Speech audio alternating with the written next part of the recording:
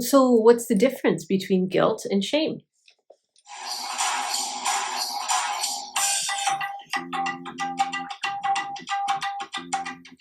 Hi there, and welcome back to Ask Dr. Syra, the show where I answer your questions about personal growth, mental health, and relationships. Today's question comes from Tammy. It's a very simple question with a really interesting answer, hopefully. Hopefully, you find it interesting. So, the question is simple. What's the difference between guilt and shame? What's the difference between guilt and shame? It's a good question. And there's so many things I could talk to you about with this topic, but I'm going to keep it to a couple. So the first is I want to talk about the adaptations that we've made as social mammals. Second is the definition of guilt versus shame. And finally, we're going to talk about cultural norms around guilt and shame. So let's start with the first one, which is we've actually over time developed guilt and shame to keep the species going. So let me explain what I mean. If you feel guilty, then you hopefully won't do that thing again. And usually we feel guilty because of something we've done to someone else or haven't done for someone else. And so guilt, in a way, helps keep communities and families accountable, right? If you didn't have any guilt, you'd be a sociopath. You don't have guilt. Okay, so it's important that we do feel some level of guilt at times. Now, this leads us, so we're adaptive, we're social mammals, and this has become adaptive to make sure that the community continues to function in a way that's to the benefit of most. To the benefit of most. If in a group, one person is just acting out of self-interest all the time and not really considering others in the group, that's going to affect the dynamic of the group. It means, like, if you think about, olden days, we had to work together collaboratively. And if one person is just about themselves, that doesn't work, right? And so you will feel guilty if you've done something wrong.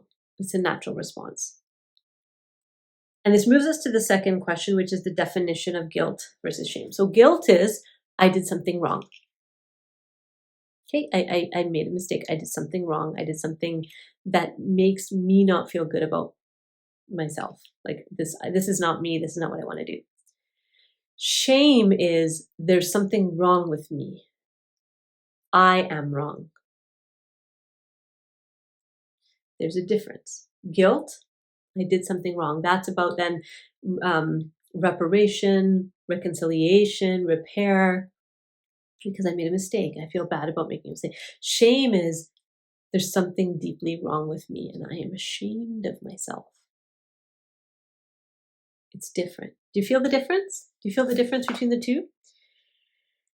It's one of the ways to know if you're feeling guilt or if you're feeling shame is that guilt is easier to talk about. Oh, I feel so guilty about this, or I feel so guilty about that. But shame is very difficult to talk about. When you actually feel ashamed about something, you don't want to share it. You don't want to talk to anybody about it. It's very vulnerable to share it, and it's very personal, and it brings up different kinds of emotions. What people sometimes call guilt is actually just pressure. It's not guilt at all, it's pressure. They're feeling pressure and they're calling it guilt. So just be clear, is that, are you feeling guilty or are you feeling pressure and expectations? That there's a difference. And so it's adaptive. There's differences between guilt and shame as far as the definition. And I want to talk to you a moment about cultural norms. Different cultures around the world have different tolerable intensities of shame or guilt. Okay, so in some cultures, a very little can make you feel ashamed. Very little kind of going off track can bring up the feelings of, oh my gosh, I'm such a screw up, right? In other cultures, there's more of there's less of that. So generally, in collectivist cultures, shame numbers will be higher because they're more invested in what's happening in the community, and am I my best self in this community, right? Whereas in individualistic cultures, it's not as much about the community per se, and so less things are embarrassing or shameful. So that's another thing to consider is like what cultural heritage are you coming from, and is that influencing your experience of shame or guilt or both? Guilt and shame. Brene Brown actually talks about guilt and shame and all these other really cool concepts. So that's someone to check out if you're interested in learning more about shame and guilt. And again, she talks about how guilt is not a bad thing. It's something that we need. But not every what you're calling guilt might not actually be guilt. It might be shame or it might be pressure. So just getting clear, knowing what you're actually feeling can help you then figure out what to do with it, right? So getting clear, is this shame? Is this pressure? Is this guilt? Is this some other thing that I'm just calling guilt, like obligation or duty? That's something different. So that's what I would say. I mean, I could probably talk about this for another half an hour, but I won't. Keep it simple.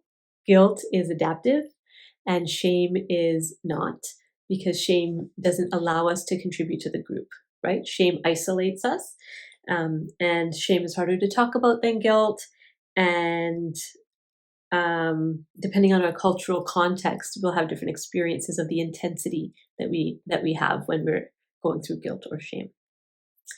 So hopefully that was helpful, Temi, and helped you see some of the differences. I know that there may be some other videos around here on guilt, and so look around for those on our Dragonfly Wellness TV channel, and like and subscribe. We'll see you next time. Bye.